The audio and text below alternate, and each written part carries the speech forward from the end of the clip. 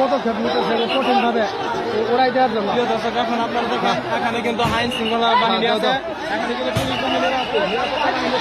দেখেন এখানে বিএনপি এবং জামাত বিশালভাবে কিন্তু সংঘর্ষ চলছে। এখানে নিরাপত্তা বাহিনীরা কিন্তু কোনো নিরাপত্তা দিচ্ছে না। আজকে জামাত এবং বিএনপি পদক্ষেপ নিতেছে। এখন পুলিশেরা কিন্তু কোনো পদক্ষেপ নিচ্ছে না। পুলিশেরা কোনো পদক্ষেপ নিচ্ছে না। পুলিশেরা কোনো পদক্ষেপ নিচ্ছে না।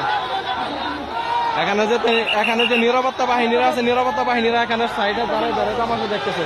আর এখানে জামাত এবং বিএনপি দুইজনের সংঘর্ষ চলছে, কিন্তু এখানে কোনো নিরাপত্তা দেওয়া হচ্ছে না। এখানে কোনো সেনাবাহিনী দিয়ে জিজিবি কেউ নাই।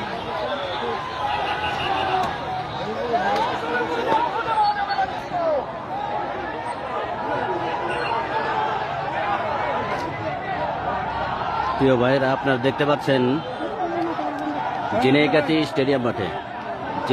স্টেডিয়াম মাঠে আজকে প্রশাসন কর্তৃক নির্বাচনী ইশতেহার পাঠ অনুষ্ঠানের তারিখ নির্ধারিত ছিল। আমরা ইতিমধ্যেই প্রোগ্রাম স্থলে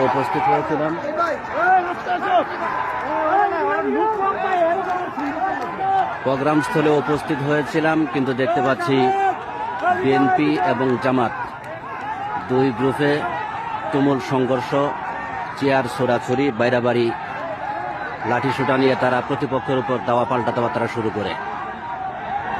আজকে উভয় পক্ষের সংঘর্ষের কারণে প্রোগ্রাম এখন অনেকটাই পণ্ড হয়ে যাওয়ার পথে। দেখছেন লোক এলোমেলো হয়ে গিয়েছে, মানুষ ছুটাছুটি করছে, অনেক চেয়ারগুলা ভাঙ্গা হয়েছে।